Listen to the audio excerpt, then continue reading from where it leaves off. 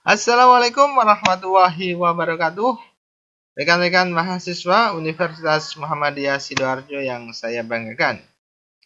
Alhamdulillah pada kesempatan kali ini kita bisa berjumpa secara daring.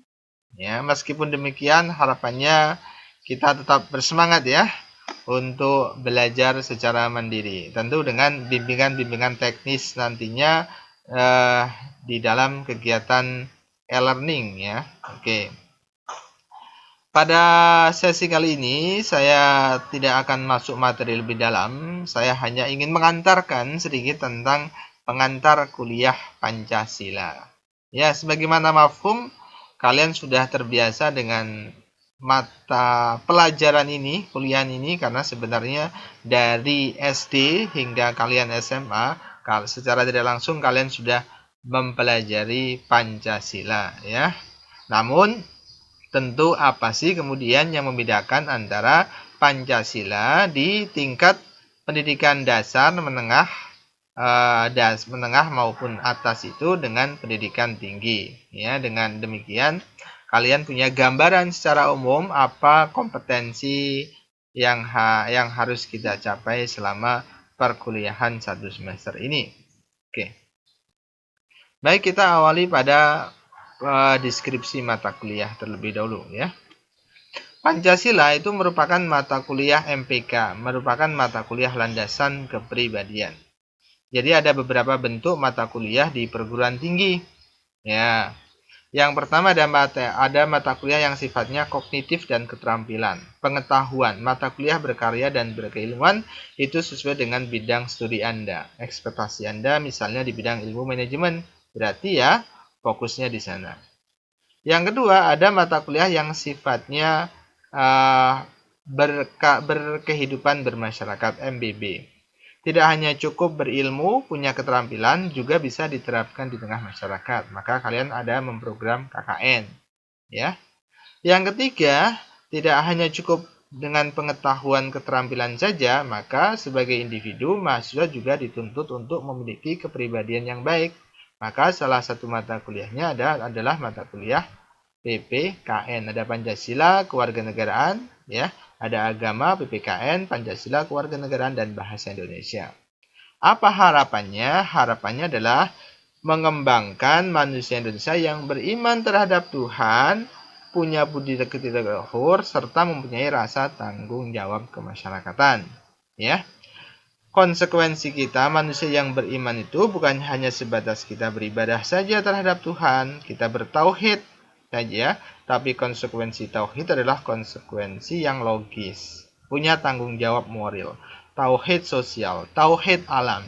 Kita bersatu dengan alam sekitar, tidak boleh memotong pohon, merusaknya. Kita bertauhid secara sosial berarti kita tidak boleh menghardik orang lain, membenci orang lain, ya, memiliki toleransi yang tinggi. Kita bertauhid secara etika berarti kita punya tanggung jawab membangun moral yang baik antar sesama, baik sebagai manusia individu, manusia sebagai makhluk Tuhan yang harus beribadah, manusia sebagai makhluk individu, manusia sebagai makhluk sosial. Ya, ini gambaran umum tentang harapan mata kuliah ini. Nah, karena itulah visi misi Pancasila itu tentu secara umum ya memberikan ya Pancasila. Karena itulah kita sebagai warga negara Indonesia tentu harus membangun apa sih yang menjadi dasar negara kita. Ya, dasar negara adalah Pancasila, maka seyogyanya Pancasila dijadikan sebagai keyakinan dan pegangan hidup di dalam di dalam kehidupan kita sebagai warga negara. Nah, alasan rasional memberi pendidikan Pancasila seperti itu. Sekarang kita pelajari apa yang kemudian menjadi tantangan Pancasila saat ini ya. Pancasila adalah sebagai dasar negara. Pancasila sebagai sistem filsafat. Pancasila sebagai pedoman hidup. Pancasila sebagai sumber etika. Pancasila sebagai sumber dari segala sumber hukum. Nah, di tengah arus global saat ini, Pancasila mengalami berbagai macam tantangan ya. Demokrasi kerakyatan diganti dengan demokrasi liberal. Uang, bil fulus kulai syai'in mulus, mafi fulus mampus. Jadi uang segala-galanya ya. Ekonomi kerakyatan kapitalis, jelas. Capital modal. Hak, keseimbangan hak dan kewajiban. Selalu mengatasnamakan HAM atas nama kebebasan. Orang melakukan berbagai macam tindakan-tindakan yang tidak bermoral atas nama hak asasi manusia.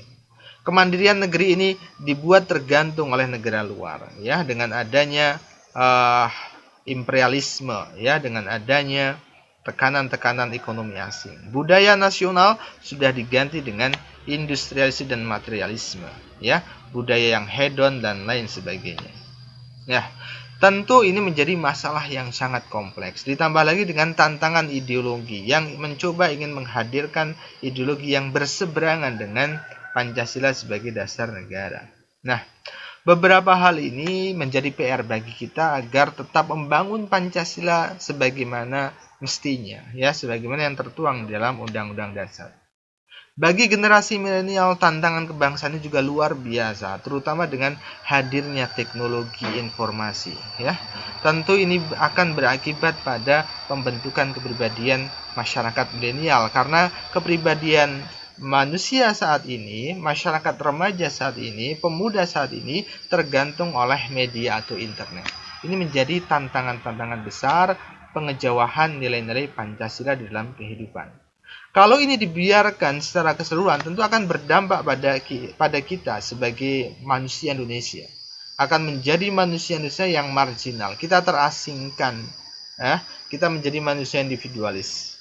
Kita terasingkan menjadi manusia yang tidak seutuhnya sebagaimana manusia yang berketuhanan, manusia yang berkemanusiaan, manusia yang punya nilai-nilai persatuan, manusia yang mengedepankan musyawarah mufakat, manusia yang mengedepankan nilai-nilai keadilan. Beberapa indikator-indikator ini adalah bentuk dari pengejawantahan Pancasila. Nah, ini tantangan Pancasila secara umum seperti itu. Nah, maka ada 3 hal, ya, kenapa pentingnya kita mempelajari Pancasila. Ada landasan filosofis, ada landasan historis, ada landasan kultural. Pancasila secara filosofis itu merupakan dasar, ya, sumber pengetahuan masyarakat Indonesia. Pengetahuan asli yang digali berdasarkan storage of knowledge, kultur masyarakat Indonesia. Secara historis juga demikian, ya. Pancasila merupakan lahir sesuai dengan sejarah bangsa kita ini. Demikian juga dengan secara kultur, budaya masyarakat Indonesia. Secara sosiologis, apa yang disampaikan oleh Bung Karno, Pancasila itu merupakan pengejawantahan budaya-budaya yang ada di dalam masyarakat Indonesia. Sehingga itu digali berdasarkan nilai-nilai masyarakat dan bangsa Indonesia sendiri. Nah, apa saja materi yang akan kita pelajari? Ada beberapa ruang lingkup yang akan kalian pelajari lebih lanjut. Semuanya mengacu pada buku pokok yang akan saya sampaikan lebih lanjut. Silahkan kalian nanti pelajari dalam setiap topik di dalam kegiatan e-learning kali ini. Harapannya kalian bisa menuntaskan semua kegiatan e-learning dan tetap selalu bersemangat. Ikuti instruksi dalam setiap kegiatan topik yang akan saya sampaikan lebih lanjut nantinya. Terima kasih. Wassalamualaikum warahmatullahi wabarakatuh. Bangga.